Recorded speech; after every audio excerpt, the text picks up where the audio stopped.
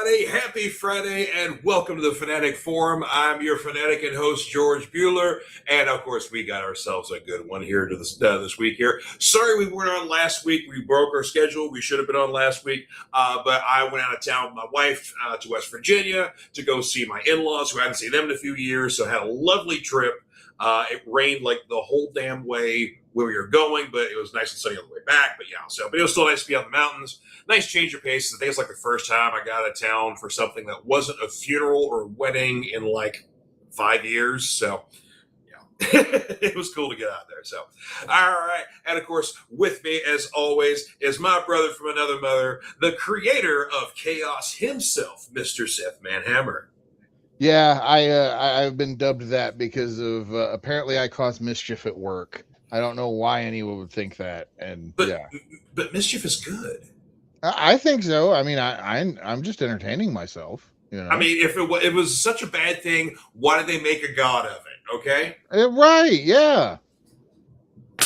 Anywho, well, we got a special guest with us tonight here. Haven't got to see this face in a little bit here, but you may remember from the Smokes and Road Beers podcast, and of course, popping on the Fanatic Forum himself here, over from the sunny side of Philadelphia, Mr. Bill Dorris. Good to see you, sir. Welcome back, brother. Been a long time. I missed you. Way too long. We're barely breathing here in central Pennsylvania. I don't know if y'all know the situation. And next time I see Canada, I'm going to kick his ass. We can barely breathe up here, but we're living and we're happy. Dude, I've got a friend of mine who's a photographer, and he's currently in New York, and he's taking pictures of just like the city, the landscape, and stuff like that. Good God, it looks like you guys are living in like Australia, or like it's like it's a Mad Max movie over in New York. So, we're going to talk some vintage action movies today, and right now the vintage action movie that comes to mind is Night of the Comet. Because it's very hazy, but a big bright red sun, and it's central Pennsylvania, so there's plenty of zombies. Oh no, hold up! You're in pre-crisis Earth. Oh yeah, where the skies were red for months. Oh man, yeah, that's where we're at. Oh, that's awesome! I love it. Well, of course, we've got two topics we're going to tonight. Bill kind of teased one of them there. We are all talking about the recent decision that Sony has made of kind of next year phasing out physical media. And then, of course, the other controversy with Grand Theft Auto 6 coming out next year, one of the biggest games probably in history with the hype to it and the production and everything like that. They will not have a physical release for it either. So we're going to talk about the pitfalls of that and why that's bad. And then on the much more lighter topic, wanted to revisit again, because it was a very popular topic the last time we were on here, of movies the year you were born. But this time we're specifically talking action movies. So I've got a trio, and Seth's got his, Bill's got his. So I'm curious to see what our lists are there. Because, of course, I'm 1976, and then you guys are a little younger than that. So are you older than me, Bill? I'm 2 years older than you. Oh, that's right. Okay. Never mind. I was going to say, I was like, yeah. Whoa. For whatever reason, I thought you were like a year younger than me. I don't know. No. Okay, I'm older, but you're better looking. So, well, that's a good point. Yeah, you're right about that. I can't hurt. But not as good looking as my Johnny Cage T-shirt here. So, yeah. That is a sexy T-shirt, yeah. Yeah. Dude, Mortal Kombat 2 was so damn fun. That movie, like, it surpassed the first one. It just blew right past it. It hit on every level. I need to watch that. I still have, I haven't got a chance to yet, because my box set is super is not being so super. And, yeah.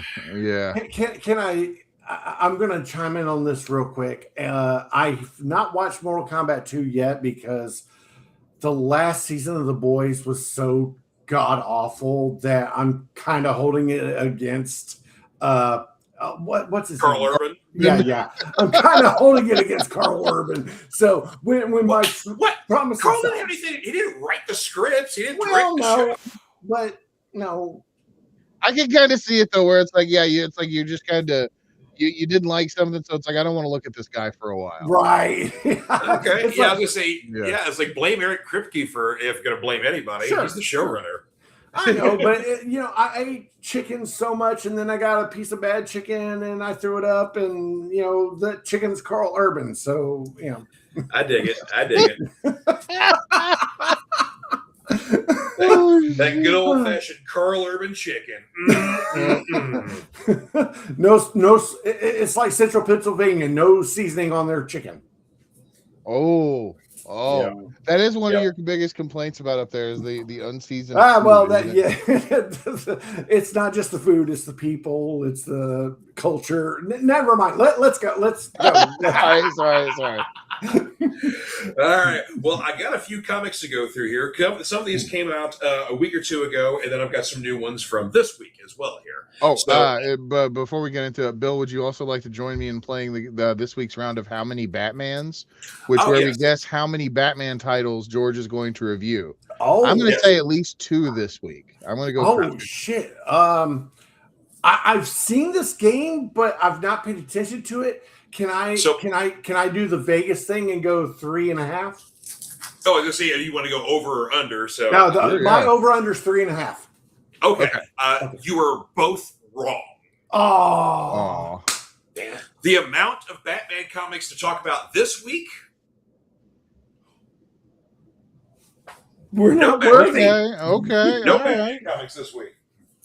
But I guess so some older ones here to talk about. First, I've got a bunch of cool indie things here.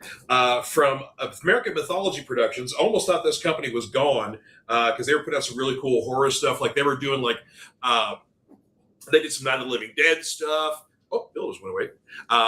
They did some Night of the Living Dead books. They did some Silent Night, Deadly Night stuff, Return of the Living Dead. So they did all kinds of cool things here. But this is a new series called Catching Hell. Oops. Oh, okay. And does this gentleman here kind of look a little familiar? Like from the Phantasm movies? Yeah, I was going to say Reggie Bannister. Yeah. Yes. This is Reggie Bannister. So he did not write this book. Basically, there's a really cool story about this book here. So Reggie plays the character named Father Reggie, who is basically a priest who's basically been kind of like cast out of whatever else, but he's now like a professional demon hunter, and he goes around in a badass Chevelle and with a big old shotgun and kills demons for people, and then also tries to get lucky. So it's basically Reggie from the Phantasm movies, but not quite the Phantasm movies. Okay. But the really cool thing is why this has Reggie's likeness. It's all about Reggie. This book is for Reggie, because if you're not aware, Reggie Bannister, his health right now is severely declining. He's got cancer, and he's physically right now he's not doing great. So the proceeds for this book all go to Reggie. Okay. Can I? Is that a 3D cover? No, it's just I got it in a bag and board, so it's. Okay. Yeah, well, so it's those bag and boards are great. Oh yeah, this is Comic Pro line. Oh, yeah, okay. Yeah, that's the brand we use at the shop. So yeah, they're very nice. Very cool. The fancy archival quality ones. No, it looked great. It fooled me. Yeah, they make the books pop. So yeah, it's pretty nice. A book I have been waiting on to come out. It was supposed to come out earlier this year. I don't know why it got delayed, but IDW Comics is doing their dark imprints. They're doing like some horror books. So that's like their Twilight Zone, the Smile books, A Quiet Place. They've done a few different things here, but this one is Operation Iron Coffin. Okay. World War II. We've got a Nazi train, the infamous train that supposedly carries all the Nazi gold and the treasures they've stolen from around Europe and whatever else. And so the Allied forces want it. So what do? They decide to drop their secret weapon on it. That secret weapon is fucking Dracula in that iron coffin. Dracula is working for the Allied forces. Of course, they basically get into why. We do get a nice origin story of why particularly Dracula, A, is alive, and B, working with the Allied forces against the Nazis. And it's not just because Nazis suck. I mean, that's also true. But, right. But yes, he has a specific mission. So, but yeah. First issue was a blast. I've been waiting for this thing. It's awesome. The only thing that could have made this more awesome is if the book was in black and white, but it's in color. But it's gory. It's got a little bit of humor in it too. But yeah, highly recommend checking that out. It's a shitload of fun. And another one I definitely recommend, and I heard about this one. Basically, The Last Starfighter, one of my favorite 80s movies of all time, should have had should have had a sequel. No. Shush.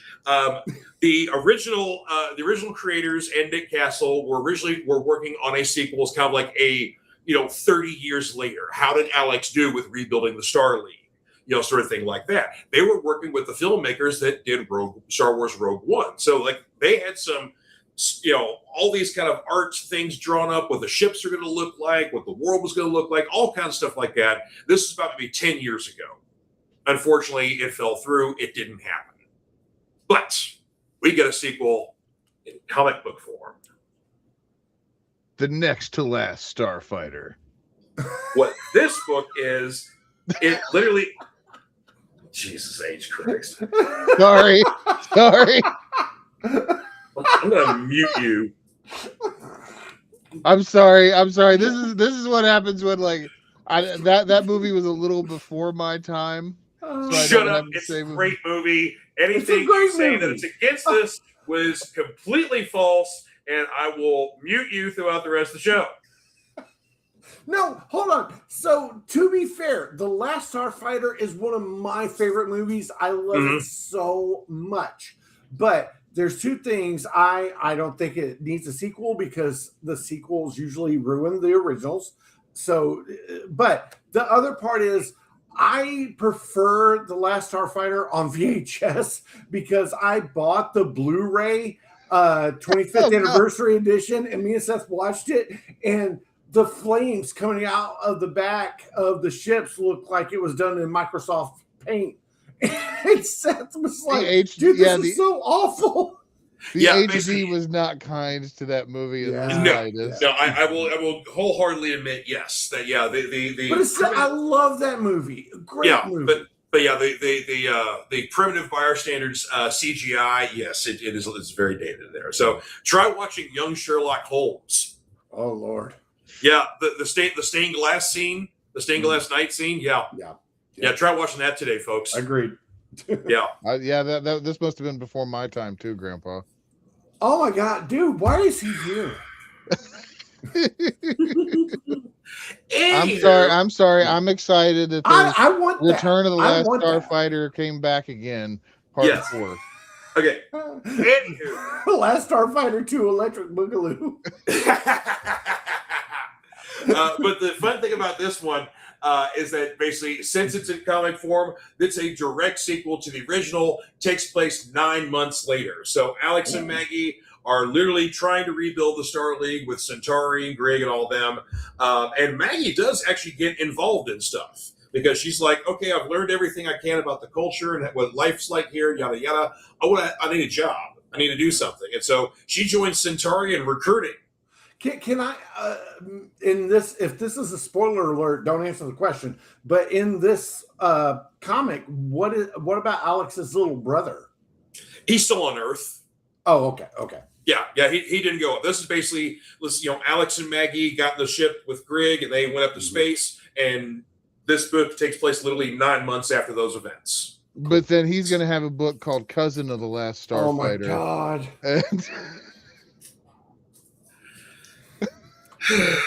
Do something with the phone, man. Anywho, our next one here. Now, this might perk up Seth a little bit here. G.I. Joe issue 330 for G.I. Joe Real American Hero. Is that Timberwolf? It is Timberwolf. Yeah, he's protecting Scarlet from Snake Eyes. And they're gonna go help Lara Croft raid a tomb. Oh my God. Yeah, well, actually, I'm not kidding on that. He's not kidding. Really? Oh, okay. So basically, the storyline that's going on right now, this is basically part 2. We got part 3 still going on. Is that if you remember the old Dr. Venom brainwave machine that they used back in Snake Eyes to basically try to make their own? Well, Dr. Venom initially, like 40 years ago, planted a Easter egg inside Snake Eyes that basically to come out literally as a time bomb, if needed be 40 years later. So unfortunately, though, 2 other members of the Joe team share some of Snake Eyes' memories, which is basically Takedown, which was formerly the guy that took Snake Eyes' place when he was originally killed, and then was, Kamakura. Kamakura. And then also Dawn Moreno, who was basically a Cobra Youth League girl, and they were trying to make her a Snake Eyes, and the process was interrupted, and then G.I. Joe took care of her, but so she's got half her memories, half Snake Eyes memories. All 3 of them have this Easter egg in them. The Easter egg is basically attack members of G.I. Joe. So basically Snake Eyes and his 2 snake buddies are basically going rogue. So, okay. Yeah, so it's kind of it's a good storyline. It's fucking cool. But at the end of this, kind of as a little aside, somebody is looking for Destro and goes to his castle, doesn't find it, and basically it's like, well, shit, something happens, or and they turn basically the image turns around. It is Lara Croft from Tomb Raider. So in October, there is going to be a mini series of Lara Croft and G.I. Joe teaming up for some sort of thing or whatever else. So she's not officially joining the G.I. Joe team or anything like that, but they are teaming up. And apparently she referenced Shipwreck. So apparently she knows Shipwreck from before. Her and Shipwreck banged. I hope so. I mean, come on. There's no way.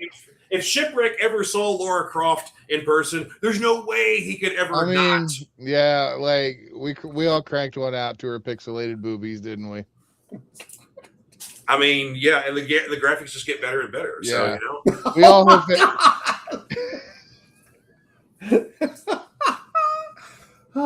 No, so okay, so like small side bit. So back in my Destiny 2 days, one of the guys that I played with regularly, he wrote for the last Tomb Raider game, right? Shadow of the Tomb Raider.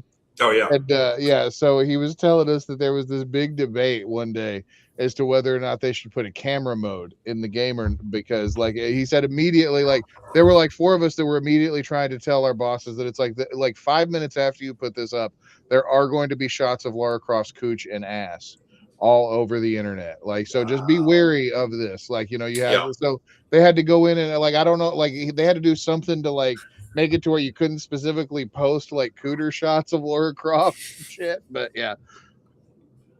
Nice. But yeah, you immediately that a large majority of the audience that would be doing so. Yeah, a few more books to talk about here before we get to our topics here. The Absolute Universe kicked some ass this week here. 2 really good books coming out of DC here. First off, issue 17 of Absolute Flash, which basically ends the Grodd storyline. In the Absolute Universe, Gorilla Grodd is a tiny experimental monkey that uses mental powers or whatever else, but he and Wally West bonded while they were both in captivity. So little Grodd's a good guy, but apparently this is Grodd Jr. There is a Grodd Sr., and that's the bad one. So that's what we've been dealing with for the last couple of issues here, and the Rogue's coming in to help out as well. I'm telling you, Seth, you love Wally. You would dig Absolute Flash. Okay, I just started Absolute Martian Manhunter earlier today. So now I've read. Yeah, Bill, you might actually be into these the Absolute stuff. Have you heard about any of them? I can't say that I have. Imagine like the Marvel Universe Ultimate stuff, except it's the DC version. Yeah. So like Batman's poor, but he's still super smart, right? So it's like, but his buddies are like his rogues gallery. He's very resourceful. He's not poor, but yeah. Well, no, he's poor. But yeah, he's resourceful. He's poor but resourceful, so he's Nightwing. Sort of, yeah. But basically, he's a lot meaner. But and also he's a mountain of a man as well. Yeah, and all of his rogues gallery are basically people he grew up with. They're all of his. Now see, I like that.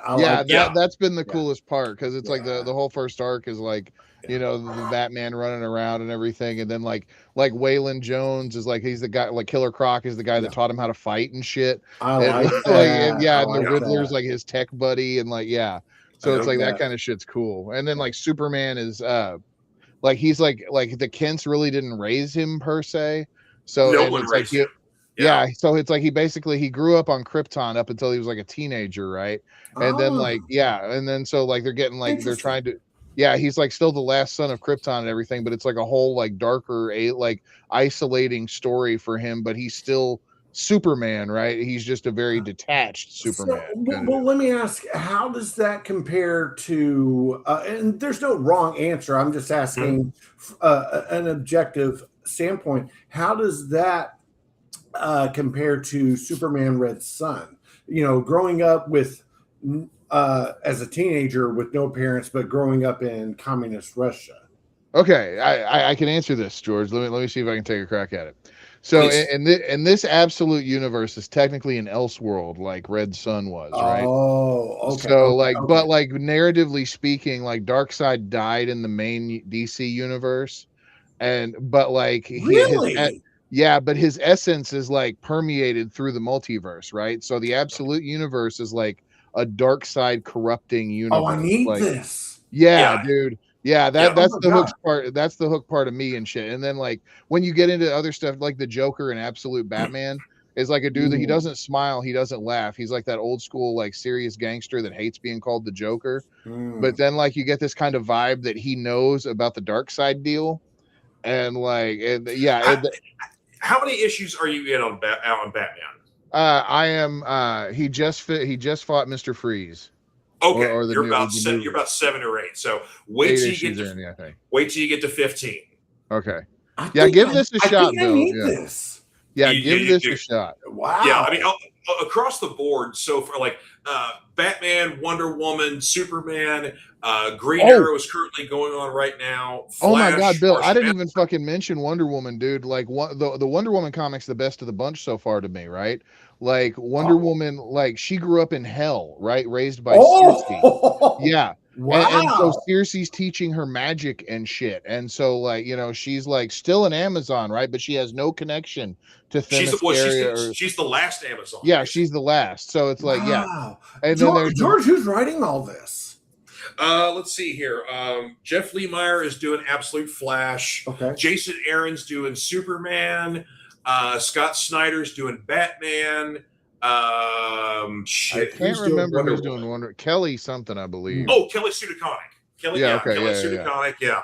I mean, it's just top tier talent on this shit. I was going to say it sounds amazing and wow. And Seth kind of got a little bit into it, basically, with how the DC universe proper is going on right now. Basically, since the I think Absolute Power storyline, the multiverse essentially is kind of cut off to the DC universe. It's literally just the DC universe and this absolute world. Mm-hmm. That's it. Everything else has been cut off. And before Darkseid died, one thing Seth forgot to mention, somewhere along the line, Darkseid killed the Spectre and merged with him. Oh, yeah, that's right. Yeah. What? Yeah. Yes. So basically, the embodiment of death has become Death himself. Then he shows up on the Justice League satellites like, what up? And everybody wails on him. He dies, but when he dies, remnants of himself are throughout the regular DC universe. And this new planet pops up. And that's this, absolute universe. So that's why everything's such a downer side of things. And the bad guys are always winning because it's created by Darkseid itself. Yeah. Like Hope has to struggle harder to become, Okay. I'm sorry, I'm not trying to be facetious, but the spirit of death, I thought, Spectre was the spirit of vengeance. He is, but he's vengeance, he's death, he's okay. Yeah, it was more like he's the wrath of God, basically. Yeah, gotcha. Okay, cool. Yeah. So we're fucked. Yeah.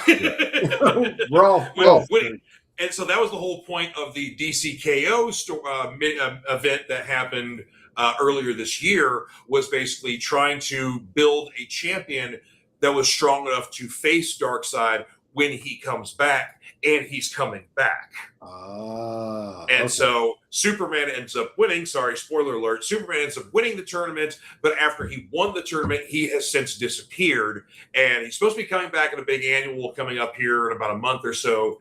There's big Zod, General Zod storyline coming up. So he's going to be back before that. And so the annual will explain where the hell Clark's been this whole time. So, but yeah, so there's some, that's the really cool thing about what the DC universe is doing right now is that everything is so integrated. There may be some outlying books here and there, but there's always little pieces of what the big storyline's going on right now. And that's just cool as hell. Anywho, but yeah, also, awesome wrap up to the Grodd storyline here, and then teasing some bigger things for the Flash universe. So this is a very good issue here. Just wrap that up. But anywho, a couple things before we get into it. We are gonna got a couple of comments here real quick. First off, Jeff Beinecke, good to see you, sir. Said he's ashamed he's never played a Tomb Raider game. Honestly, the last three, I can't remember. Rise of the Tomb Raider, Shadow was the third one. I can't remember the second was called. I think it might have just been, there was one, I think it was just Tomb Raider, and then maybe the first was just Tomb Raider. Yeah, but anyway. What was the last game, Tomb Raider game on PS2? Oh, shit. I don't know. Tomb Raider 47? I can't remember. Yeah, there were so many of them. I know, I'm pretty sure that was the last Tomb Raider I played up until the last movie. And then a friend of mine said, dude, the games on Xbox Series X are amazing. And with Game Pass. Yeah. So they call that one the Survivor Trilogy. And I had a lot of fun with them. Oh yeah, those are a blast. Yeah, those are awesome. Yeah. Oh, look who's back! V, the Grindhouse aficionado. What's up? Oh well, welcome he still back. Coming back. Yes, some things do not change, sir. Also, V, you may notice. Yeah, the shirt you gave me there, buddy. Thank you very much. Looks good. He was prancing around in there. He's not wearing any pants though. He's got the. I'm wearing shorts, damn it. And just Seth dropping gems here. Thank you. Hey, what? White Sox, what's up there? Yeah. So what up? See, you're learning more. Oh yeah, no, the apps. And one more thing about the Absolute Universe. I've been reading it on the DC Infinite app. The DC like mobile thing. You can get a free trial of it, Bill, and they got this shit called the DC Go comics, right? Which is where you just scroll up. You just scroll up on your phone as you read it, and they got all the Absolute shit. That's how I've been reading them. Okay, so it's fun, and I'm not trying to plug anybody's socials, but we've been talking about this, and then there's somebody that I follow on TikTok, Jay Perillis. He puts out some great content on it's comedic stuff. Like my favorite stuff by him is Red Hood. I said, I was begging for mercy, and he said, wrong Robin, bitch. And but he was the one who introduced me to this Absolute DC universe. He talks about Absolute Batman and some other things. So you guys putting pen to paper to it, so to speak, I'm even more interested now. Yep. Yeah, it's got me hooked back into DC comics, like at least the pretty awesome side of it. Oh, and V's got an answer for you, Bill. There, Tomb Raider Underworld was the last game on the PS2. That was the last game, the last Tomb Raider I played until a year and a half ago. There you go. Tomb Raider Underwear. Tomb Raider Underwear. Yep. You're a menace, and you need to be stopped. Our next one, of course, one more Absolute Universe here. Absolute Green Arrow number 3. So in the Absolute Universe, there's a one-shot called Absolute Evil that introduces us to Oliver Queen. It also introduces us to Carter Hall, Hawkman. It introduces us to the Justice League of the Absolute Universe, and it's not what you think it is. Anywho, so Oliver is presumed dead, and there's someone hopping around in this Green Arrow outfit, killing other millionaires and billionaires. It's like literally like serial killer running around here. Dinah Lance, who is basically a security advisor and former MMA fighter, so basically Black Canary Swole. She is basically hottie. Yeah, she is hunting this Green Arrow character. And so she's trying to break down, basically, in this particular issue, a couple of her lead suspects, and one of her suspects is literally killed right in front of her. So this has been a great murder mystery series, trying to figure out, also kind of hinting that maybe Oliver may not be actually dead, and also introducing us to a very different version of Solomon Grundy. What? Mm-hmm. So, Absolute Green Arrow was originally going to be a 6-issue miniseries, but due to its overwhelming popularity, because it's fucking badass, it has now been extended to a 12-issue series. So, huzzah, huzzah. Awesome. And Solomon Grundy's different because this time he was born on a Tuesday. Sorry. You need to be stopped at all costs. Neutered, I say. Aww. Nerd, I say. My one Marvel selection here, and this was a surprisingly good one here, but it was written by Dan Abnett, who's a classic, great writer, so that tracks. This is Punisher versus Spider-Man. So this is a throwback series to when Punisher and Spider-Man initially meet each other in Amazing Spider-Man 129, and kind of expanding on basically their furthering of getting to know each other, trying to work together, and maybe Peter thinking, maybe I could save this guy. Okay. Yeah. Sounds like every girlfriend I had in the 90s. Yeah, but what Peter doesn't realize is that the PTSD is real with Frank, and you can wish in one hand and shit in the other, see which one fills up first, Peter. Yeah. So, but yeah, a very good start. I was not expecting that miniseries to be as good as it was, because sometimes those throwback miniseries are okay, but other times it's like, it's kind of passable. This one, like, damn, good. Yes, I was shocked by that one. This one's going to be fun here. G.I. Joe issue 24 from the Energon universe here.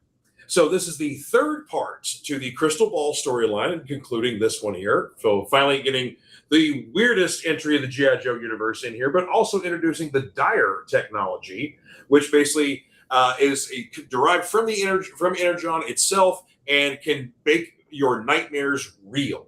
So basically, you can literally kind of like a Green Lantern, but it's basically making fear constructs. So that sort of thing like that. But anywho, so great conclusion to this here.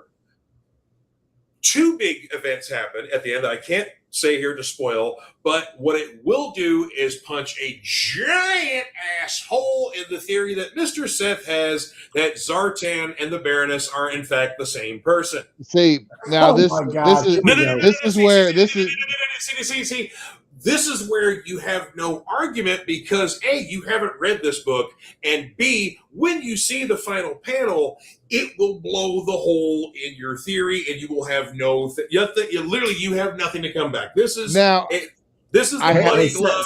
Seth, they have a baby. Don't help. Okay. I don't know. I haven't even read it. I mean, who was Zanya's mother, if not the Baroness, when Zartan had her? Yeah. Wait. How did? No, that's Zorana is. Oh, I say, I can't remember who. Zanya is. Yeah, his Zartan's daughter, right? Yeah. Yeah, his daughter. Yeah. They've never said who her mother was, but she also she comes from the Devil's Due storyline, and then they kind of brought her into the Energon stuff. But yeah. Now, what you don't know is that I do know one of the events where let me be as vague as possible. I know that someone saw someone do something, and a player is off the board. Yes. However, we're talking about Zartan here. It's like the dude's got holograms on top of holograms, and he's been trying to ditch the Joes around. So yeah, I mean, yeah, exactly, Bill. Like just because you might see 2 people in the same spot doesn't necessarily mean that 2 people are actually there. Because we've seen 2 people in Quark's holodecks doesn't mean they're both there. Exactly. And this is Energon. This is dire stuff. This is like Mask is involved in this, Bill. Like Mobile Armored Strike Command. Like Yeah, Matt Tracker. No and fucking shit. way. Yes. Yeah, Rom Space What? Knight is gonna. Yes. Rom Space Knight's getting involved too. So yeah. Yeah. Vector, Lifter. Yeah.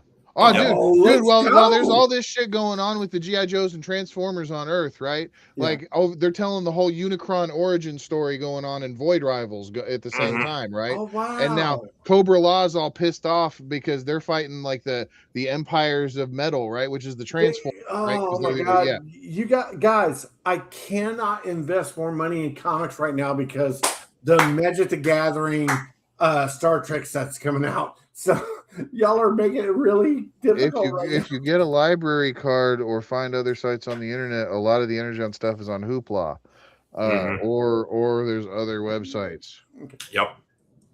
Hey George, real quick, there's a really cool question that's in the chat about the Justice League. Oh yeah, well we got a couple of comments in here. So let's see, White Sox. That's how I read them too. He reads them through the DC app as well. So yeah, they are great ways to catch up. So cool. Hey, Chris Franks, what? What? Hey, Mr. Martin's in here. What the threesome, you naughty guys? This is I'm thrilled. Yeah, I do love being in the middle. I'm the Oreo filling to this cookie getting sandwiched. You are the good. You are the warm gooey center. So there you go. Devil's three-way, baby. And Chris has said, do you think it's going to lead to an Absolute Justice League or Legion of Superheroes? Well, like I was saying, in the Absolute Evil one-shot, they did introduce us to the Justice League, but it's all the bad guys. Like, they all have meetings and shit about how they all rule the world and any problems they need to take care of and stuff like that. So, and it's literally like, and Tabitha, the Justice Gang, the Ultraman and Green. No, they don't call themselves. They refer to themselves as the Justice League, and they meet in the building that is the fucking Hall of Justice. Oh wow! Well, I love this idea of the Legion of Superheroes Absolute. Oh my god, those are already so. Not to spoil too much. Booster Gold has already met them. I'm a huge mark for the Legion of Superheroes anyway, so I see that and I'm like, oh my god, this dude. Yeah. Hang on. Here's how I'm going to tease this though. You remember what the Great Darkness was trying to do to the Legion, Bill? Oh no! What? Okay, I'm done. With that. So if you check out the current issues of Justice League Unlimited, there was a storyline in there where basically Booster comes back from the future. The Absolute version of the Legion follows him back. And so, though we have not seen the Absolute Legion in the Absolute Universe books anywhere, we see them in the regular DC universe. So that was nightmarish. Okay. But yes, in the Absolute Universe, the Great Darkness won. Love it. And they serve it. So now on the other hand, though, Josh Williamson is going to be coming out with a new Legion of Superheroes book that's starting up in, I think, the fall or the winter of this year. And his whole caveat on it is that he wants to basically kind of reintroduce the Legion to a whole new generation. So if you're an old school Legion fan, you will enjoy it, enjoy the throwbacks, enjoy this and this and this. But if you've never read a Legion of Superhero book, this is the one you need to get on. And Josh Williams is an awesome writer, so all the Legion fans are currently excited for that prospect. So there you go. Awesome. Because finally, Bill will be vindicated in his fandom for Matter Eater Lad. I don't even know who that is. It's a member of the fucking Legion. Sure. Yeah, he's one of those weird ones from the '60s, but he's a member. Yeah, I think he's dead, but there you go. He's deader than shit, but or he was, yeah. Oh, and Martin says, "Don't let me dumpsters." But who is that, and what is that? Right? Why is Seth trying to redefine Schrodinger's poor cat? What? Cat. Martin, I don't know, buddy. You have not met Bill yet, so this is our friend Bill. Yeah. Yeah. Okay. So So Bill and Seth and Bill had the Smokes and Road Beers podcast for a little bit, and then Bill had to move and get a job back in Hell, aka News, in Philly, and so he's doing that. So they stopped doing the podcast, and then Bill also, of course, frequented our podcast from time to time, and I was on their podcast too. So, but yeah, we basically this was a good excuse talking about physical media. And Sony's decision here. See how I like the segue. Great segue. Great nice, segue. Beautiful. So as you guys are aware currently, Let's that basically go. Sony has made an announcement that starting basically next year, they're phasing out physical media. That means, CDs, DVDs, if they have any games, stuff like that. They're just getting rid of all that stuff, just phasing out entirely.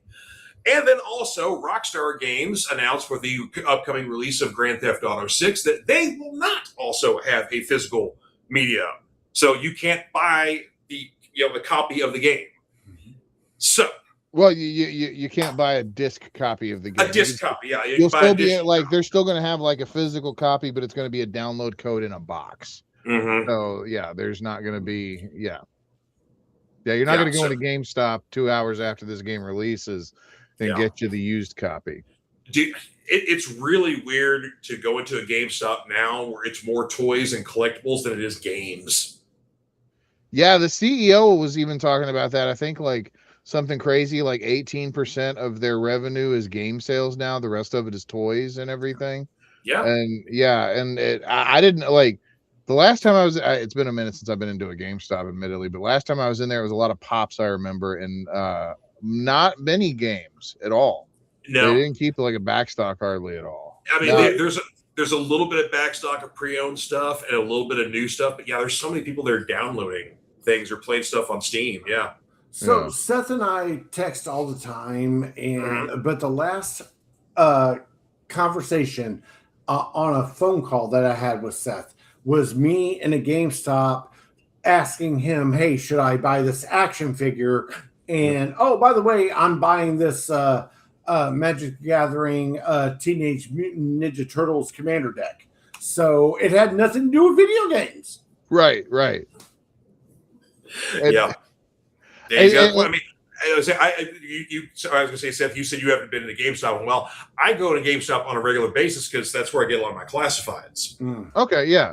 Well, now, and the reason why I wanted to kind of get like everybody together and talk about this is because I mean, obviously George and I are more of a collector mindset, like where we're grabbing things. And I know, Bill, you were at one point, but you have scaled back significantly. Like you still have a collection, I believe, but not nearly like what it was. It's a very curated one now. So it's like I guess I'm kind of asking you as like more of an someone who's gotten out of the game. It's like, do you even care that they're not doing discs anymore, or does it like? I mean, like realistically speaking, like, does that make sense? Like, what 100%. It is a very fair question. From a nostalgia point of view, obviously, I will always pick physical media. Right. And now the rational part of me, I love The Big Bang Theory, but do I need every season on DVD or Blu-ray? No. I say you don't need any of them, honestly. Right, exactly. But I guess it's a taste thing. I need every season of Game of Thrones Steelbook edition, so I think it's what do you want, what matters to you, what is important to you. And to me, and like Seth said, closer to 6 years ago, I had a collection of physical media that rivaled Seth. Okay. But then my wife and I were like, dude, I just want to sell everything we own and buy a tiki hut on a beach and sell Mai Tais for a living. So it's very much a what are your priorities? But physical media definitely has its space, but I also hate that it's become this nostalgia thing because I firmly believe in true ownership, if that makes sense. Yeah. Yeah, and that's another thing that like this whole Sony deal has started to bring forth too, is like the whole digital ownership conversation is to like when we buy stuff, like we're like, or when we make purchases online, because I hate to say buy, because there's that whole thing. It's like, are we buying it? Do we actually own it? Like, or we're just buying this indefinite license? And a lot of times it hasn't been challenged here in the United States yet, right?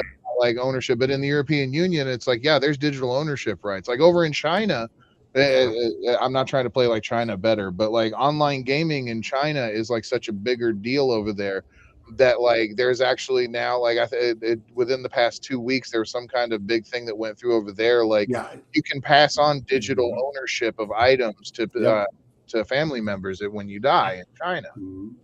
And so, and it's like, yeah, it's like, that's the kind of thing I think about. It's like, cause I've got like a sizable digital movie collection, and it's like, it's just licenses right now, any of them could go away at any given time.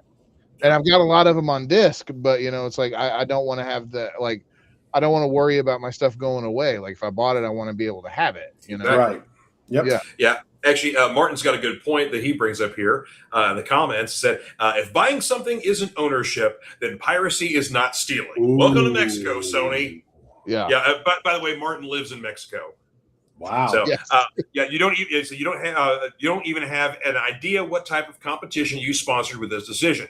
Excellent point, because there's so many companies that are talking about, we're putting out a physical release of our new game or our new movie, or there's some kind of like, hell, even they're putting out the Kill Bill Whole Bloody Affair thing that was in theaters earlier this year. They're putting out on Blu-ray and VHS. What? Yes. Oh, wow. It's a 2-tape VHS. Yep. And it's and the tapes are yellow too, so it matches the suit. Right. That's awesome. So, George, can I jump in on that real quick? Please. Because it's very much in line with something that I've been doing lately. I've been getting back into Magic, and I'm not talking Magic the Gathering. I'm talking about illusions, card tricks, stuff like that. No shit. You're good at that. That's awesome. Thank you. But Harry Anderson's Jaw Droppers. Okay. You can find some of his stuff online, but not everything. And one of the everything is the card tricks.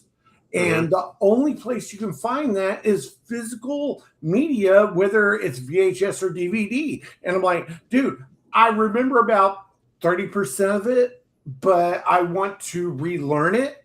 And but I can't find it because it's not online, or I've got to pay an exorbitant amount for, the judge from Night Court's brother, performing these magic tricks on tape. Right. Yeah. And then, do you even have something that could play it, even if you had them on discs? Dude, I work at a TV news station. I'll figure it out. Oh, you're right. Yeah, that is true. Yeah, there's VHS out there, I'm sure. Oh, yeah. V says, you own nothing and love it. Love it, yeah. Yeah, and Chris also brings a good point. Well, if there's an internet outage, people are going to really wish they had some physical media. 100%. Oh, my God. I'm so glad you brought that up, because up here in central Pennsylvania, we had the worst snowstorm in the last 12 years, according to the meteorologists that I work with. And we didn't have internet, but Tabitha and I, my super hot, amazing, great chef of a wife, Shout out sister wife. Yeah, sister wife. Okay. But we loaded up the Blu-rays and we were like, oh shit, we've got Game of Thrones, we've got all what's the Archer chick movies? Hunger Games. We had all of that.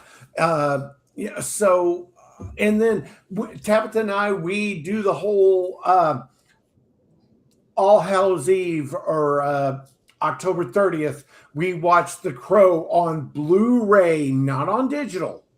So I 100% agree with what Chris is saying here. Yeah. Oh, and V says Sony defines it as you're buying a license. Yeah. Until they decide until that license runs out, and then now you no longer have access to the thing you purchased because Sony doesn't have it anymore either. Okay, I'm going to jump on that real quick. So recently, College Football 27, EA Sports, yeah, you're buying their license and they are changing everything up because they're effing with you. Go look it up. It's a thing. George, you know what I'm talking about. I'm not going to dive down the rabbit hole, but just go look up everything that's going on with College Football 27 right now. Yeah, I don't play any of the football, but you've seen the stuff. I've seen a lot of the blowback, and I've heard a lot of bullshit too with WWE 2K26 as well. Oh yeah. I'm real familiar with a lot of that. Like you needed like so many hours to like grind through to get the content for free. Yep.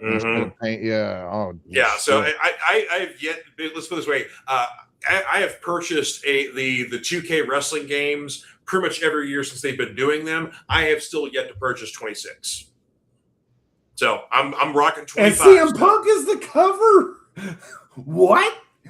I know. Damn, that says a lot for George. Yeah, shit. Mm-hmm. Well, because it's not about what's on the outside of that box; it's what the fuck is on the inside, which is a garbage game. Oh wow! Yeah, damn. Yeah, a garbage game. You can't access all the DLC you're supposed to be able to, or you have to work. Like Seth says, you got to like work to get this. There's no unlock codes. All that. It just it's like. I just stop it with the you gotta unlock all this. It's just like give me the roster so I can wrestle with them. God damn it! It's like I'm just so. And then the thing that would piss me off too is like you would get like one like say 2K24 would have like the Raw 93 arena or whatever, and then all of a sudden it's behind a paywall in 2K25. That kind of shit, or like different versions of the same character, like Biker Undertaker. Is who is free like in the past 4 versions, is now part of the premium DLC pass. Yeah, that kind of shit. All that kind of it's all kind of he wasn't named in the Janelle Grant lawsuit, so he's good. Though there is a very good possibility that the apparent sexual devices that Vince McMahon owns that he names after certain wrestlers, there may be one named after the dead man. Do you think it's named? Do you think it's named Undertaker or Mark? No. It's big. It's Big Evil. Oh, he's right. Oh, and then there's another one, the Big Red Machine. Oh no, no, I don't know about the Big Red Machine, but when he said it's Big Evil. Yeah. Yep. I heard Jeff's got a good comment here. It says that he's been a physical game purist, but at this point he's running out of space. So he's basically condensed down just as Nintendo products there. So kind of bringing up a point like what you brought up, Bill, is that basically like you still have physical media, but you've had to condense some of your stuff down. Oh, exactly. And Seth and I have talked about this. If I have the disc, I should be able to put it in and play. Okay. This whole I got to put it in and then also download data. No. Chris says nowadays, basically, it feels more like you're renting. Yeah, it's renting. Yeah. Yep. And it's really sad. Like, I do miss renting. Like, I miss going to a video store and like picking something out and watching it. Right. Like, I love the convenience of like the digital world that we're in, but like at the same time too, it's like I do miss the. Oh, am I still there? Yeah, you're here. Oh, okay. No, my monitor went all weird and shit. Okay, there we go. Oh no. Sorry. No, sorry, that threw me. Now my computer decided, we're gonna update right now. But you're still here. Yeah, but yeah. No matter where you go, there you are, Seth. Thank you, Buckaroo Banzai. You're welcome. But anyway, I don't know where I was going with that. I lost my train of thought, but yeah. Yay!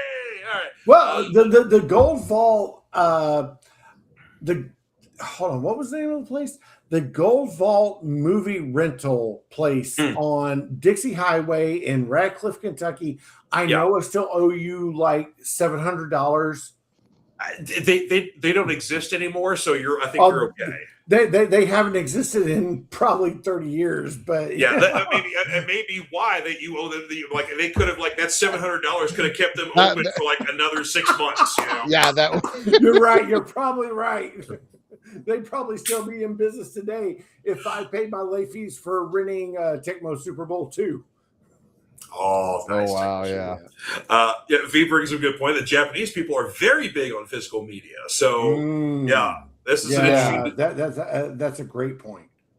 Well, it's also this is like also Sony's move too to kill off like the secondary game market and to control and to see how far they can control the marketplace too, because that's the other big thing. Like if Sony goes all digital, you only can buy PlayStation games from Sony. Can I ask? I've not been plugged in as much as I usually am. Where is Xbox and Microsoft with all this? They have made no official announcements as far as everything is concerned on the Microsoft end. They're still making physical games. They're still doing their backwards compatibility program, which involve a lot of that. The logo's green again. Yeah. What is? The logo's green again. They changed the logo, went back to green. Make logos great again. No, the right now, like Microsoft, they just the past week they just got hit with a bunch of layoffs. Microsoft did for a bunch of studios, and that's like probably this is a real hot take on this. I hate that people lose their jobs, right? 100%. Yeah, but at the same time too, it's like we're talking like these games that were just like, like games are supposed to be a commodity. Like if you announce a game and it takes 12 years to come out, like something's wrong. And if Xbox is trying to like shore this, Xbox and Microsoft are busy laying people off and closing studios. Though, it's their whole thing. They'll comment later. Yeah. They're busy doing that. But it's like I kind of understand like Microsoft needing to shore shit up, especially after stuff like Redfall has come out and it was abysmal, and they're in their own dire straits. So like I think if they probably pulled the plug on physical, that would be a bullet for their brand. But thankfully they haven't mentioned anything yet. So I'm still on my Series X. So me too. I'm still on Xbox One. I have not upgraded to Series X, so I have not upgraded any of my systems. So well, I only have one system, so any of them, but I only have one. Yeah. But anyway, Chris is saying it really does feel like we're going backwards. We're renting a lower game. We just can't walk into the store and do it. So you don't get any of the benefits of the going into the store either. So can I'm going to jump in on one point, and I think this is something that no one ever really talks about.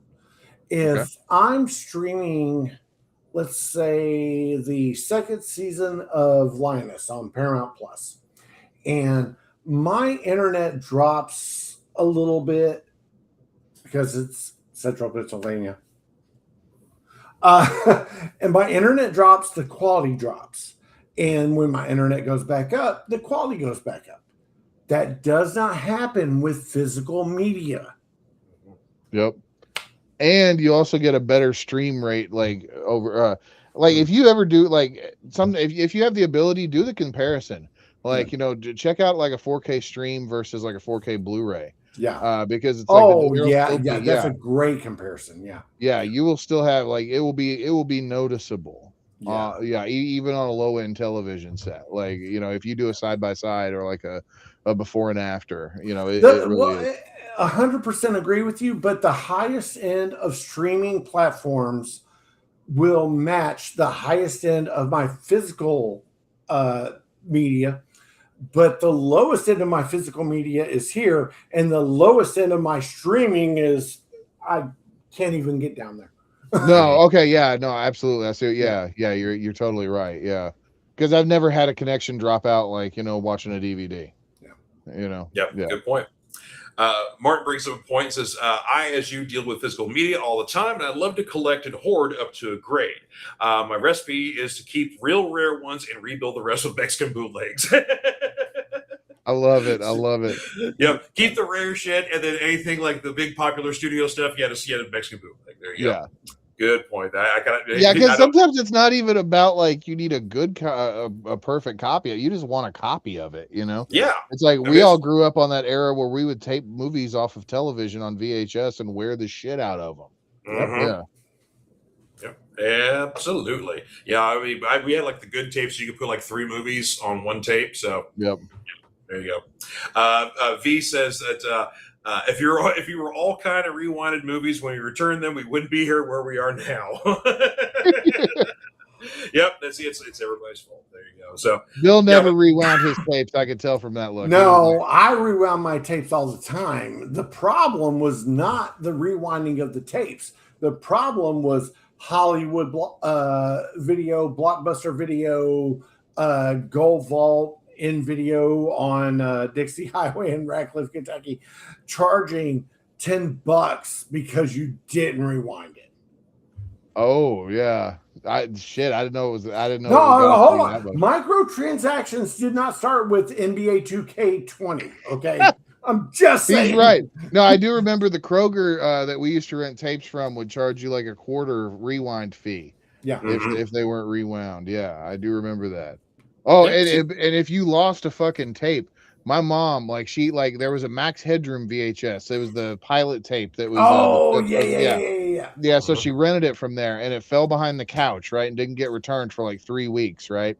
So like there was this whole big to do. She was paranoid she was going to have to pay for that tape, and this was like this. If you remember back, VHS tapes were like $109. They were in like 1990 money. And yeah. George, I gotta ask, what is the story that led to the tape being dropped behind the couch? I don't know. No, it was like we were getting ready to go somewhere, and like it was part of the whole like grab the tapes because we got to return them kind of deal. And it was on this little end table, and at some point like I had just gotten knocked off of the stack of tapes because the rest of them had gotten returned, like because I had rented a video game and I got to get a movie, but no, this Max Headroom tape was behind the couch, and I don't even know why we moved to the couch, but it was there. And then my mom just shit a brick of relief because she could we immediately went and gave that tape back. And, oh my god, she still had to pay like a $25. That's mine now. I'm shitting a relief. Oh, love it. And Martin says the fee for rewinding was a tenner in Germany when he was there. So he forgot to rewind 3. Well, Dad paid the fee and Mom spanked the boy. You got your ass beat on that one. Yeah, and fee says $10 is highway robbery for rewinding fee. Martin says Germany is famous for robbery, aren't we? Yeah, well, I think everybody's a little famous for that. V says we don't ask when it comes to Seth, it will lead to toxic ooze and confessions. Yes, I don't know what that means, but cool. Well, basically, never ask him the story about causing a hazmat situation at a McDonald's. So yeah. You know that story about where Moving on.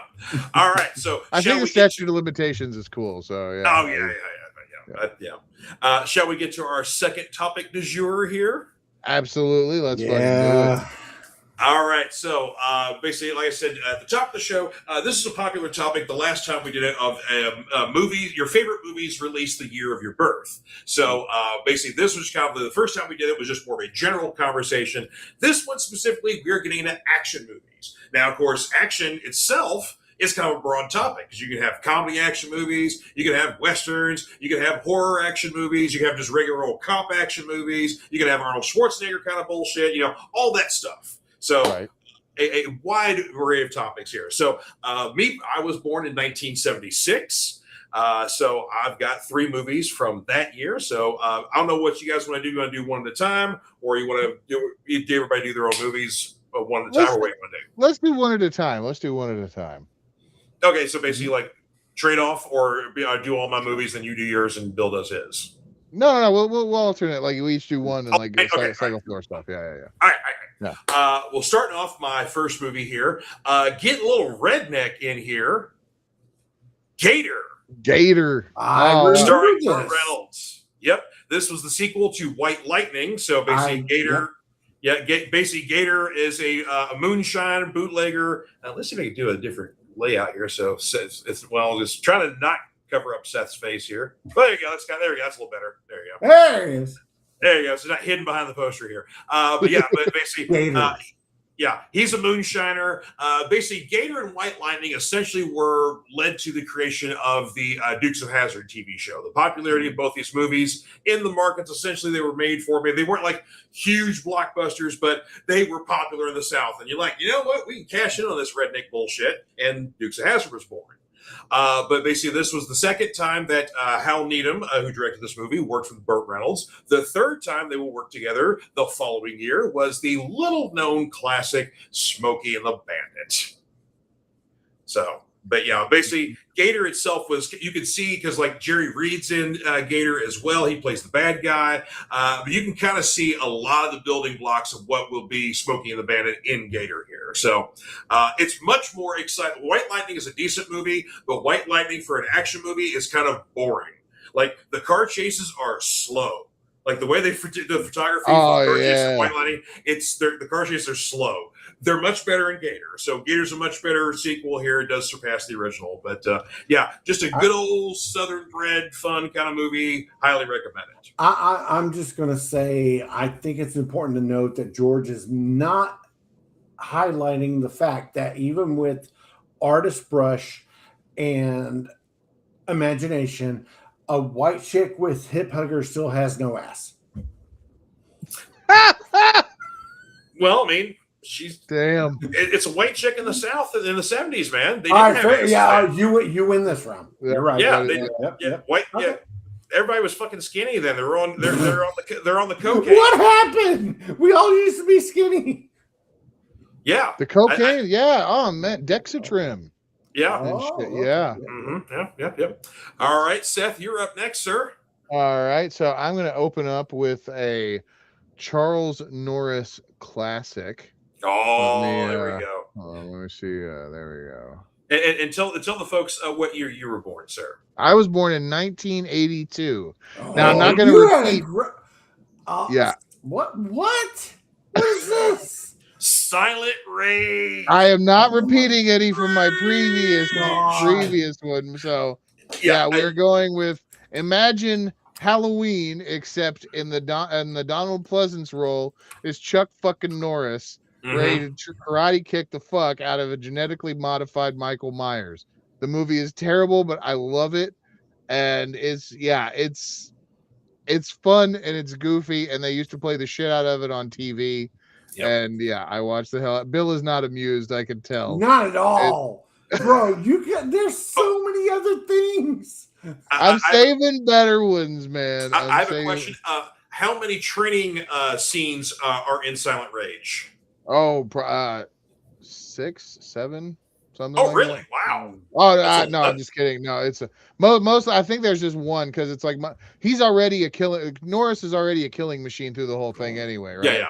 Like he doesn't really have to like train. He just has to fight and solve the mystery of the genetically modified serial killer. Yeah. Basically, pretty much, I think like Firewalker might be the only exception because that was not a solely Chuck Norris vehicle. But in every Chuck Norris movie, there's always a scene where he's in a gym, practicing karate. People are working out behind him. No, that's in there. Yeah. No, that scene's in there. Yeah, it's just not necessarily a training montage per se. No, it's never a montage. It's just a scene in a gym. There's always a scene in a gym. Yeah. You're the best around. Nothing's gonna ever keep you down. Martin says 3 guys, 2 topics. I like this more and more. That's gonna be our whenever they cut this into. Life said. Yeah. All right, Bill, you're up. All right, dude, real quick. Disclaimer: 1974 was not a great year for action movies. I'm gonna be blunt. I've only seen 2. Okay. So I'm going to go with the one that I haven't seen, but I know about. The OG Gone in 60 Seconds. There you go. Oh, that's a good one. Yeah. Yes. That's a good one. Haven't seen it, but I know what the movie is, and I know. That's like one of the pinnacle of car movie. Yeah. Because basically it's all practical effects. They were all stunt drivers. The director himself was a stunt driver. The director almost died during the making of the movie, and then they did Junkman afterwards, and then they did a sequel to Gone in 60 Seconds, and that's where he died. So okay. Yeah, so basically he essentially made 2.5 movies. I think they were able to finish Gone in 60 Seconds 2. after he died, kind of as a tribute to him. But yeah, he basically directed 2.5 movies, and then he died during the making of Gone 2. So, okay, so real quick, the Death Race with Jason Statham, I fucking love that movie. Oh yeah. What was the original Death Race? When did that come out? Death Race 2000 came out. 68. No, that was 70s. Was it was 70s. Death Race 2000 was 70s, man. Hang on.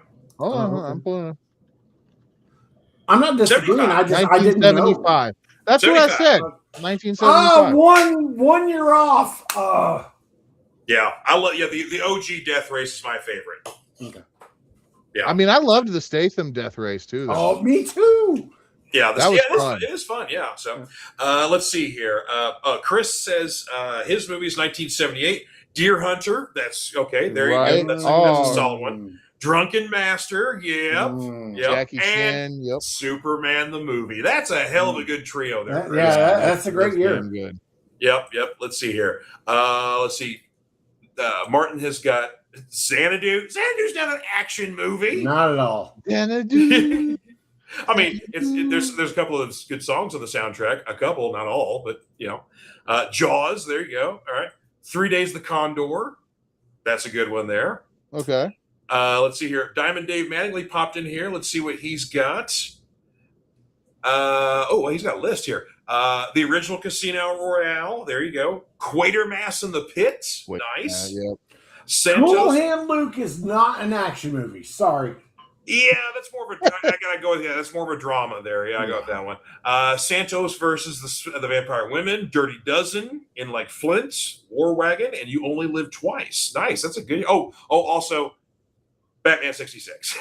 Missed it by 1 year. So, but yeah, there you go. So those an action movie. Yeah. All right, George, your number 2 movie. Yep. V says that Seth could have The Thing in his cards. Will he pull it out? Wait and see. I'm not pulling out The Thing on this stream. Oh, I've seen Seth pull out The Thing. We were roommates, so yeah. If you get Seth drunk enough, he'll pull his thing out for you. There you go. Well, yeah, but I remember. No, actually, I remember Bill shrieking and telling me to put away my shriveled coin purse. Yeah. Okay. So the Enforcer. Wow. Yeah, The Enforcer is the third in the Dirty Harry series. Originally scheduled to be the last. They had originally thought that they were going to just do a trilogy of Dirty Harry movies, and that was going to be it.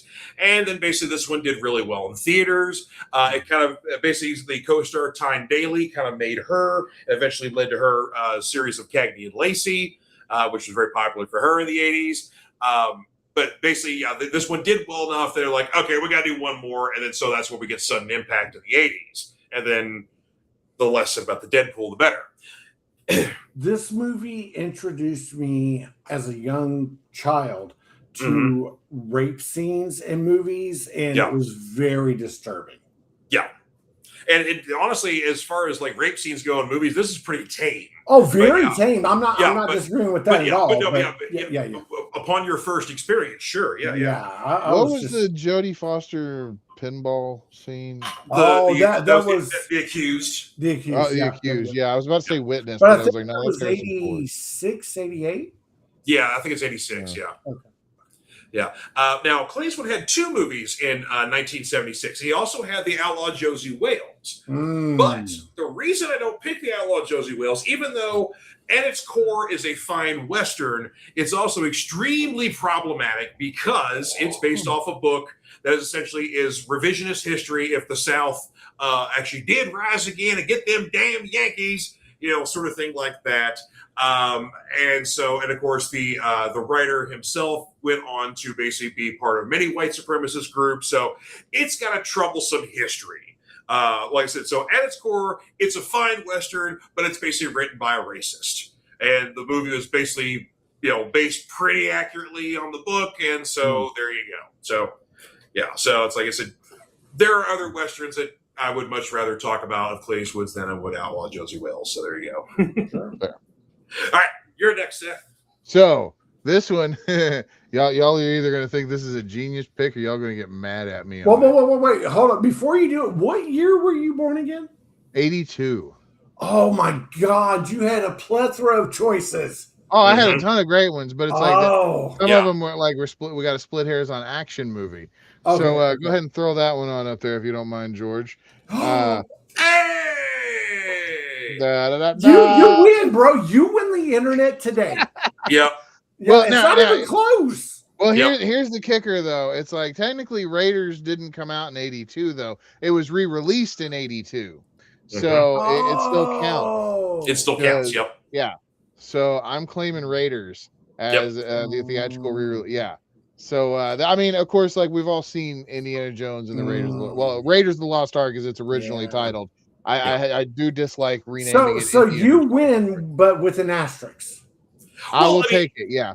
Well, it's the same asterisk that Star Wars fans could have, because basically the 77 kids and the 78 kids could both claim ownership. Okay. Yeah. But no, I'm going to claim Raiders on this one. But I mean, yeah, it's like, I mean, when you talk about like, let's be real. Like, I mean, we've got like our classic trilogies, like Star Wars trilogy, like the OG trilogy, right? Like, like, you know, you've got like the Godfather trilogy, or like, you know, these like even the Lord of the Rings trilogy. It's you got to throw the original Indiana Jones trilogy in there. Like as far as like some 100%. Of the great, I mean, they just get better as they go along, as far as I'm concerned. That's another podcast for another time. Okay. I would say, Now, I originally, as a kid, I didn't care much for Temple of Doom, but as I got older, I've loved Temple of Doom, and it's almost started to become my favorite of the three. Okay. But I can definitely see how like some people still don't like Temple of Doom, so they're kind of like 1 classic, 3 classic, 2 good movie. Yeah.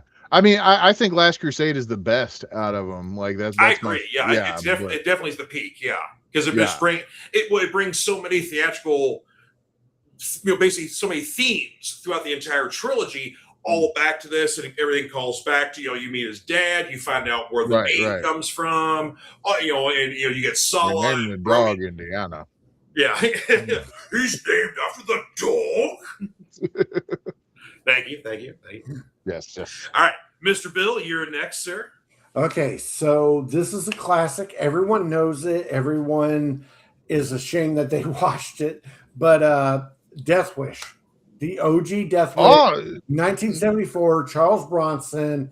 Another disturbing rape scene. Deanna Troy. So yeah, I've only seen it a couple times, but it sticks with you. Really limited on what I could have picked that I've seen. So, but Death Wish is a good pick, because it's kind of like Death Wish. Essentially, like at the time, in New York City, there was a lot of crime. You did start seeing a lot of vigilante justice, so it was very much a movie of the times, and it started a whole fucking genre. Great point.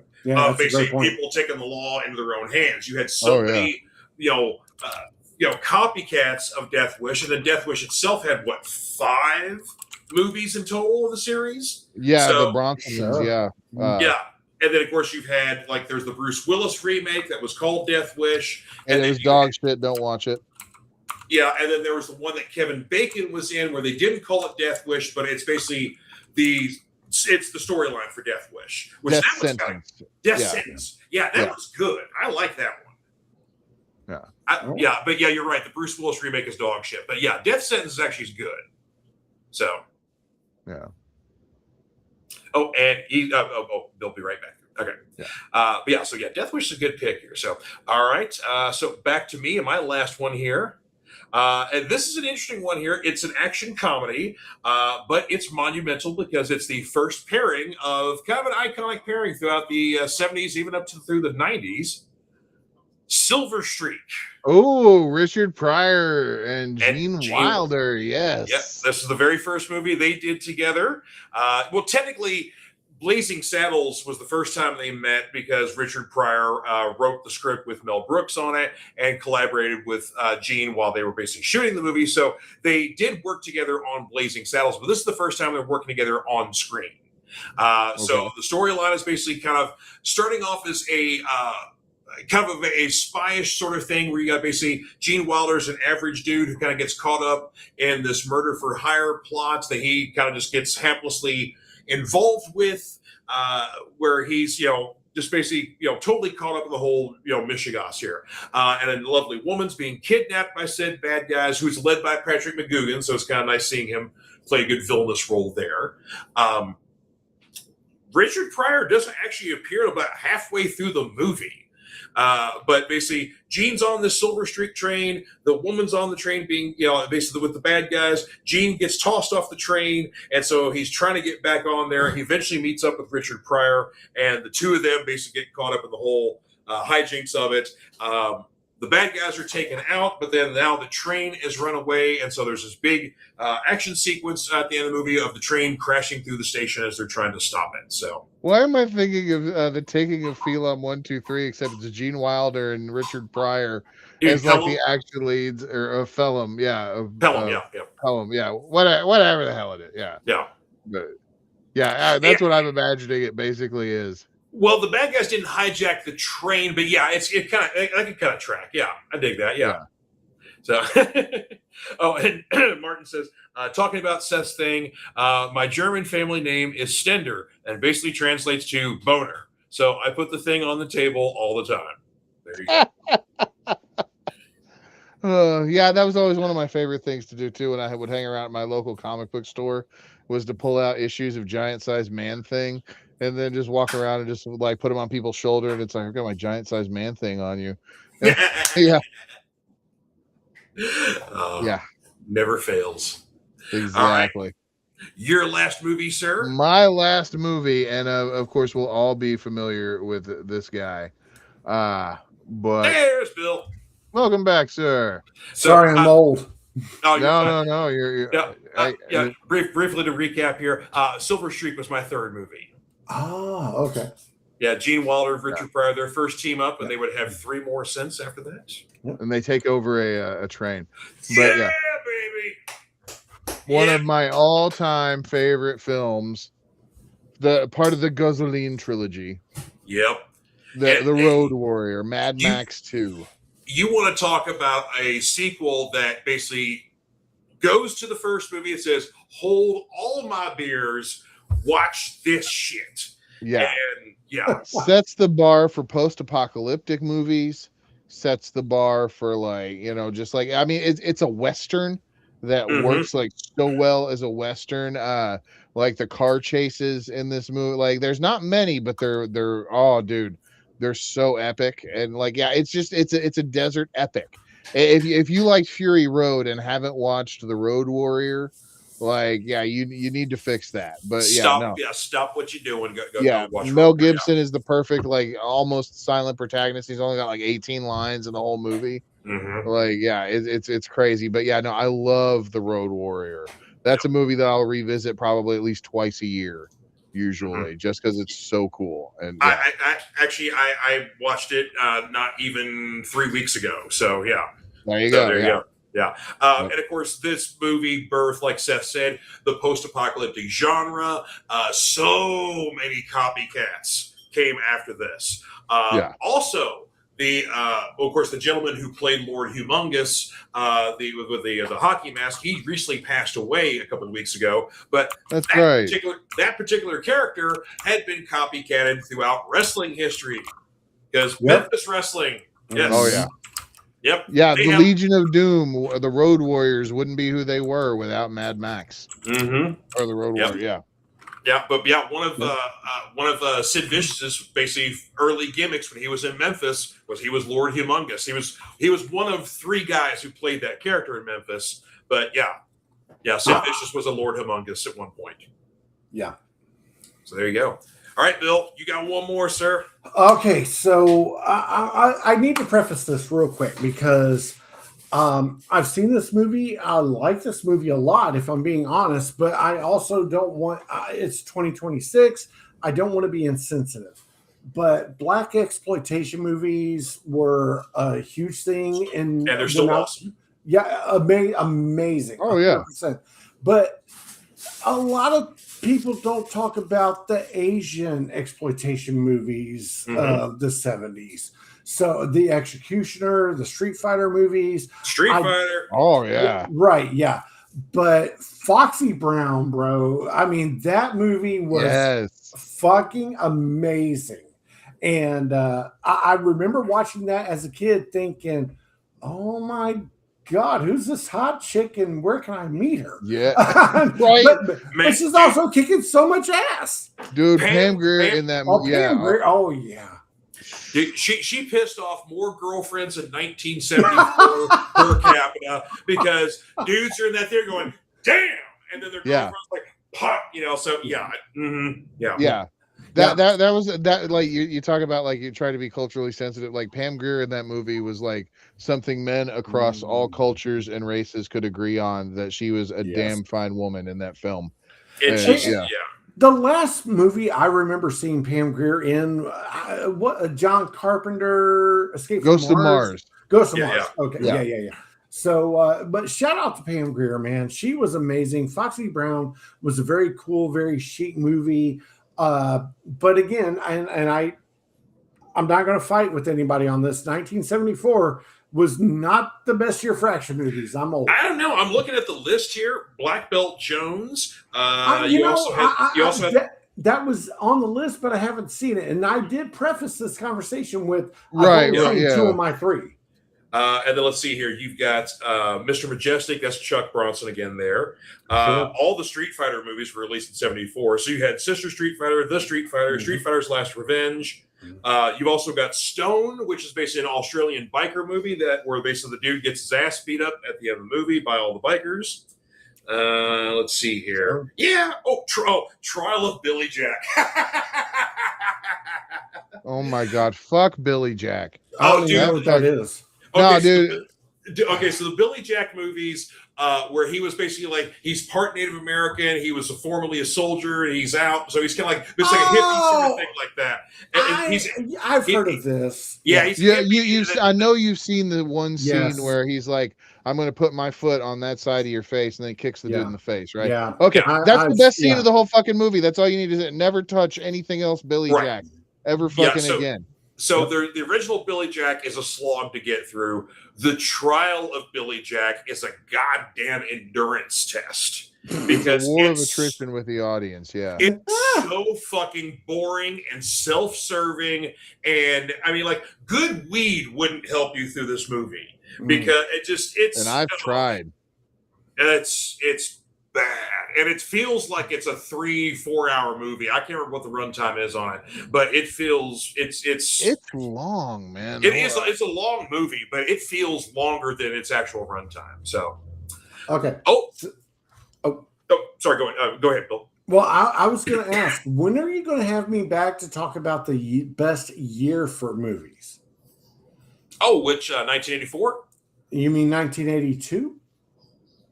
Or I'll see both. I'll see both years. You could do 1980.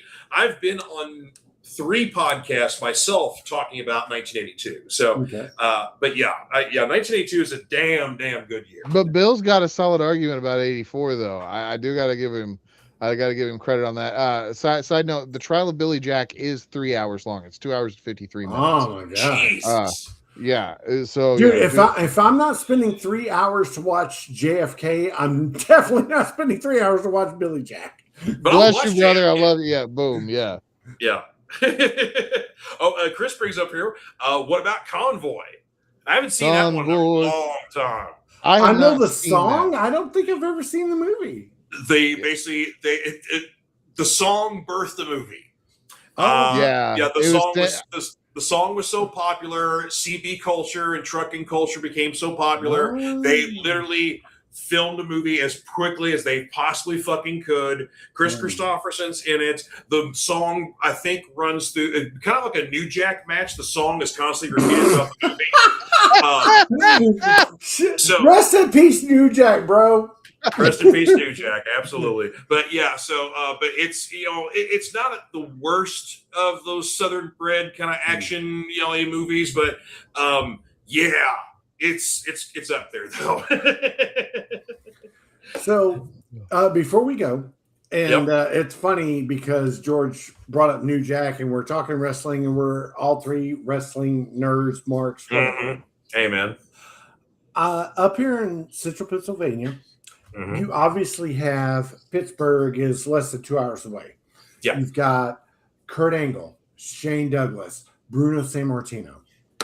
And some folks in my newsroom have been having Mount Rushmore debates. Now, to be fair, we were talking not just around Mount Rushmore, but Mount Rushmore with caveats. Okay, what I mean by that. Okay. Mount Rushmore drawing power, who brought in the most money. Mm-hmm. Okay. Mount Rushmore, the best in the ring. Okay. And Mount Rushmore, overall, everybody that it was a 5-tool player. Okay. Can we do that for a podcast, or do we talk about it now? Give me some time. Yeah, I was gonna say that's a podcast because it's like I'm already thinking it's like, man, it's like, I mean, I know Bret Hart's going to be on my best in the ring, right? But it's like, it's like, man, who do I pick for, like, the rest? Yeah. No, we need to do this. I like this. I agree. Yeah, because like I definitely got 2 people on my 5-tool player list. Yeah. Yeah. Maybe arguably 3, even though I hate who number 3 is. But but nonetheless, yeah. This is a podcast. Well, yeah. Oh, yeah. That's a whole. Okay. Well, great. And please have me back for this one. I like how Bill is like stacking the deck. He's like, yeah, we got to do this one and this one. It's like, yeah. So it's like, yeah, that's at least 2 more shows that we're going to need you back for. Like, relatively quickly. Well, you don't need me for it, but I would love to be a part of it. It's like, I love your 84 argument, by the way. I want to see how George handles that one. Dude, we're having all kinds of great podcast ideas. Oh, yeah. I know. Yeah. So what are you doing in 2 weeks? So, well, I don't know. Let's see if we survive this weekend here in Central. Dude, I don't know if y'all know, but we are dying up here. It's bad. Yeah. It's a little things are a little hazy out there, huh? Yeah. Like I said, I'm going to kick Bret Hart's ass next time I see him. This haze and fog and the wildfire stuff. Right. I mean, obviously they didn't do it on purpose. I'm just being facetious, but it's still bad. Oh, on our Mount Rushmore stuff, Martin brings up a good point. Are we going to talk AAA? I cannot tell you. I want to tease it, but I want to give it away at the same time. One of my best in-ring wrestlers encompasses every organization that's ever been. Oh, and he's wrestled in them all. Yep. Okay. Okay. So, yeah. Oh, yeah. No. Save this one because I want this as a show. Yeah. Okay. Yeah. Because I was gonna say we can't leave AAA out there because we can't leave any. I mean, whether it's Europe, England. Japan, I mean, Mexico, it's like any greatest of all time list. If you're not having like Inoki in the conversation, or or as far as drawing power, 100%. Yeah, or it's like, I got him. That's pretty good. Yeah. No, that's Martin's fucking game. Is what he does is he tries like we get ready to wrap a show up, and then it's like he tries to see how long he can stall us, and and he does a good job. Like how we get. Yeah. All right, real quick before I go, guys, what are y'all watching right now? Honestly, I've been watching a bunch of old movies. I decided to kind of revisit some late 60s, early 70s, kind of that new Hollywood sort of shit. So basically, I watched Easy Rider, One Flew Over the Cuckoo's Nest, Deer Hunter, watched it not too long ago. I actually watched the OG Death Wish not too long ago either. I've been revisiting a lot of like 60s, 70s stuff. Very cool. Nice. Seth? I've been doing like my kung fu movies again. Like School on Fire just dropped on Pluto, the Ringo Lamb movie and the Prison on Fire movies. But the show that I have been getting into that I never in a million years thought that I would get into, and I've cried man tears at this show, Shrinking on Apple TV with Jason Segel and Harrison Ford. I've heard good things. Yeah, this is it's a show like the best. It's people who are having like real life issues and shit, or like real problems, but like their friends are being supportive and loving them, and it's funny as shit too, right? But like, I mean, it's just a show where it's like people I are have just seen being the previews for this. Okay. yeah. Oh Yeah, no, yeah, it's a yeah. great fucking show, man. Bill, you'd love this thing, man. Oh, dude. And Jefferson Darcy is in it. Ted McGinley, the neighbor, he's in Oh. there. He's hilarious. Yeah. Oh Nice. man, no, it's a hysterical show, but it really kind of makes you feel things and like appreciate, you know, the people in your life and that kind of like, yeah, it's like it's a feel good show, but it's a super sad show, but it's like it works, man. I'm on the third season of it, and yeah, it's great. Yeah, Yes. I've heard great things about it. I definitely want to check it out. But George, you're my witness. We are here. We are live. Yeah. Thank you, V. Yeah. Seth, you didn't mention Silo. What the Man, fuck? I have not mentioned Silo because I am saving Silo. I will be. I'm going to be pissed off if I watch. Are you gonna make me go and watch the first 3 episodes of Silo? No, because Tabitha and I talked about it, and Tabitha was like, Seth's got a point. I'd rather, if I had the option, I'd rather sit there and binge watch it. But the show is so good, I could not wait. So okay. Yeah. So, okay, but so like, if I do start, because I've kind of wanted to be honest. Like, I don't want to not watch it. But well, no, it pains me to say this, but you're right. I would have rather been able to watch it all in a weekend. So I'll hold off it. But it's so good. That's a testament to how good Silo season 3 is going right now. And then House of the Dragon season 3 is much better than I expected. If you're into the Game of Thrones lore, digging it. Okay. Yes, I haven't really been watching a lot of series myself. The last series I watched was Spider Noir. That was fun. I enjoyed that. Good. Where can I watch that? Amazon. Okay, cool. Yeah, I've seen the previews, but I was like, oh my god, this is cool. But wait, Silent. Oh, this is cool. Oh wait, House of the Dragon. Of course, you get the option of being able to watch it in color or in black and white. Now, I watch it black and white's the only. Yeah, I watch black and white. Yeah, but the series I've been absorbing myself in recently is Netflix got the more recent Beavis and Butthead episode. So I've been watching a shitload of Beavis and Butthead, and I love the episodes where they do old man Beavis and Butthead. So it's like they're like in their probably like late 50s, 60s or something like that, still wandering around doing their shit. Oh my god! Have either of you watched the King of the Hill? I've watched a few episodes of the first. Yeah, I've watched a few episodes of it. I haven't got to watch any of the new shit yet. I've heard it's really good though. It's just as good, man. Yeah, some of it is just as good, and there's a couple of things that with the continuity, and I just die laugh. There was one scene, and I'm not going to ruin it. I don't want to spoil it, but there's one scene where Bobby Hill says something. I laughed so hard, I almost shit my pants. It was so good.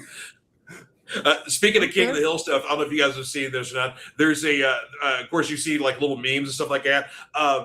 There's a possible theory that Dale Gribble is actually Buzzer from the Dreadnoks, and he just retired to Texas. He's got a new identity. Yes. In my mind, that is what. Yes. He's absolutely Buzzer. Yes, he's absolutely Buzzer. Yeah, he's Buzzer. Yeah, he just basically under a new identity and everything like that. Yeah. Martin's got an interesting topic here. Going back to our wrestling topic here, he's mentioned this before early on when he started making comments on our shows here. But he is personal friends with the legendary El Vikingo. Oh, yeah, that's right. Not son of El Vikingo, but the original El Vikingo. I know who you're talking about. I'm just... and he said he's proud to say that he gifted him a lot of his ring masks and even a ring when he was hanging it up. So lots of stories coming from him. Very cool. That's very cool. And Martin says he's been watching a lot of One Piece lately because his daughter insisted on it. You're enjoying it. Well, there you go. I've heard that Netflix show is awesome. I've got a buddy that my buddy Daniel's been trying to get me to watch it. Yeah, I can't get into modern anime. I just it's kind of like it's kind tough. It's very tough. Yeah, it's kind of it's the same deal I'm having trouble with recently with modern wrestling. It's like I'm just finding myself less and less interested in it. So that's fair. Yeah, I've needed a cooling off on wrestling for a little bit myself. Except though, I've been keeping up with AAA, and then lately I've been getting into MLW. So those two have acted as a very nice palate cleanser. Dude, okay, so not to preface anything, but if we're going to talk about wrestling and hits and misses, I think Karrion Kross is one of the biggest misses, and the stuff that he's doing in MLW right now is legend fucking dairy. Yep. Just saying. The Blood King. Yeah. Blood King. Yep. It's when he's allowed to cook on his own without interference, he can really, he can cook. Yeah. Oh, 100%. I agree. Yeah. And it kind of looks like, because of course, like right now they've got like kind of the fake Contra right now, where you got like the Good Brothers and Shotzi and stuff like that. But there are these weird promos coming in that maybe the real Contra is trying to come back and to take, to once again attempt to take over MLW and maybe kick these Contra posers out the door. So well, and I'm going to bring up real quick before we go, my super hot, amazing wife, who's very pretty and lets me wake up and feeds me. She brought up a good point. She said, "Why do you all never talk about the women's Mount Rushmores?" It's a good point. I mean, I mean, and that's the thing is that there's a lot of women. I can't say for a lot today. The ones I like today are very few and far between. But women of the past, we got a lot to talk about. But I mean, if we're having a Mount Rushmore, I think that's all encompassing. If we're being honest, especially if we're talking, especially, I think it's infinitely more interesting to talk about the women in the Mount Rushmore of drawing power versus mic skills versus in-ring ability versus the men. I really do. No, you got a point. And Danica was right on that one, in my opinion. Yeah. I mean, because you could easily do, like, if you wanted to. For the actual performers, I think it would be difficult to do an integrated list because of only 4 people. So, like you'd almost have to do like, here's a men's list, here's a women's list of best workers, best performers, stuff like that, like you were talking about. Now, when it comes to promoters, if Teeny Jarrett isn't on your fucking Mount Rushmore of an integrated list of men and women promoters, then your answer is incorrect. Because she is the most successful female promoter still today. Have you all watched the Dark Side of the Ring? Yeah, the Dark Side. Yeah, TNA Dark Side. Yeah. I just finished it today. Yep. And man, there's so much shit they left out. Oh yeah. Oh, I could not agree with you more. But was this more about TNA or more about Jeff Jarrett? It's like I kind of felt the same way because I felt like they kind of like left a lot of TNA history out. But then when I look back at the title of the episode, it was Jeff Jarrett and the battle for TNA. So it's like they did kind of preload it that way. I do wish they would have went more into they kind of started to when they were talking about the Victory Road thing with Jeff Hardy and Sting. Because that was like totally devoid of Jarrett, like his influence at all. Sure. And there was a bunch of other stuff. Like I wish they would have talked about like Russo getting fired by sending Mike Johnson the email instead of Mike Tenay, or shit like that, or like any other number of shit that TNA had issues with over the years. But it was definitely Jarrett loaded.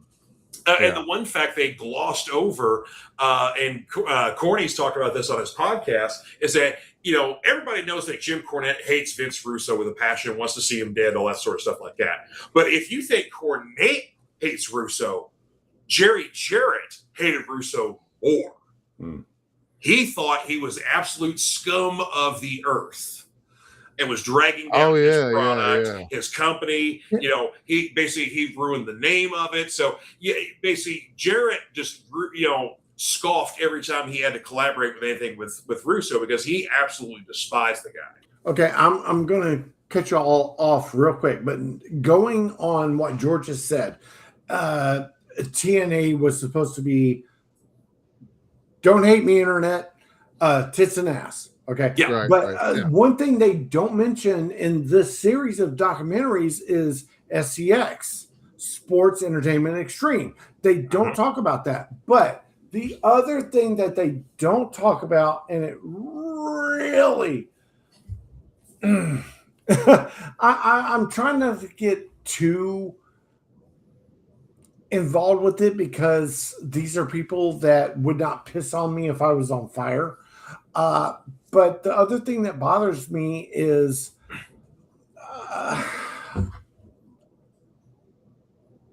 I'm trying to figure out how to say it and not get fired. Oh man. I'm just going back. Okay, fair. All right.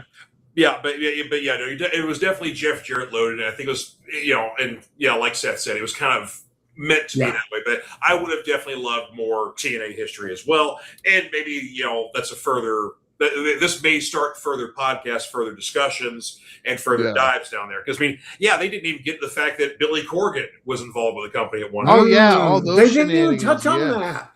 Yeah, you touched on that part. So there's like I said, there's just way too much there, and I like that. Like there was a lot of really good people they got there. Kevin Nash, who has been on numerous Dark Side of the Ring episodes, was noticeably absent. Suspiciously absent from this one. Yeah. Funny how that happened. Yeah. Yeah. Like you it's just, he was one of the guys I hated that TNA brought in because there's a lot of Kurt Angle was very good. Booker, Christian, very good. Kurt Angle carried that company when AJ Styles couldn't. Yeah, I know, but still, there were a lot of very positive people from WWE that came into the company and helped out. Okay, and then there were the Thieves, the Hogans, the Nashes, the Halls, the Eric Bischoffs. Eric Bischoff, those guys can get fucked. Yeah, all the way fucked.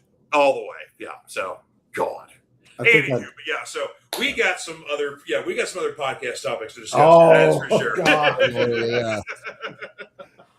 Well, thank you very much, Bill, for coming out, man. This is a good show tonight. Thank you, sir. Oh, yes. God. I've missed this so much.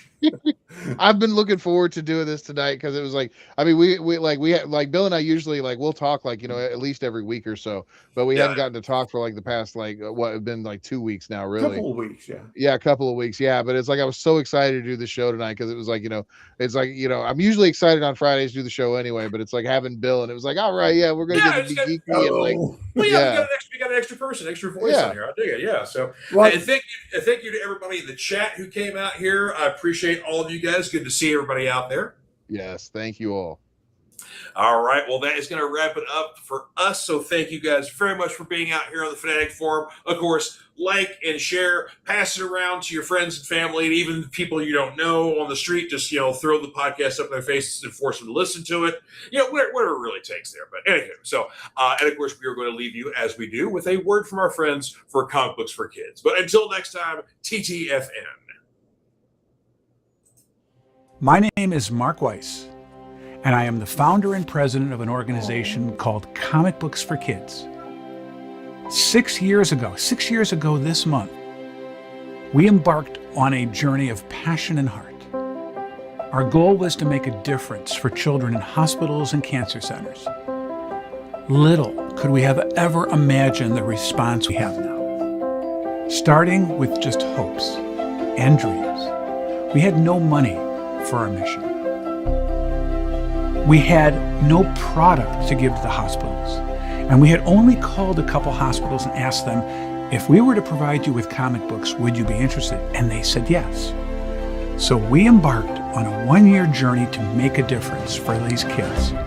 We realized that even though we can't take away the reason these children are in hospitals, we can perhaps, while they are there, let them fly like a superhero, be princes and princesses, and embark on a mystical and magical journey to take them away from where they are in that hospital bed. Today, and thanks to your support, we are thrilled to say that we are now the largest charity in the U.S., supporting well over 200 hospitals in all 50 states for not only comic books, but for other pop culture items like Funko Pops, action figures, coloring books, Spanish bilingual items, backpacks, and more.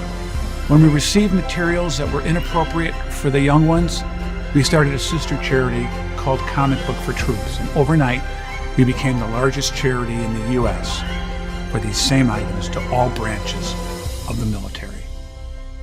We want to thank our friends for providing us their support and for allowing us the means to make so many happy with their gracious give to us.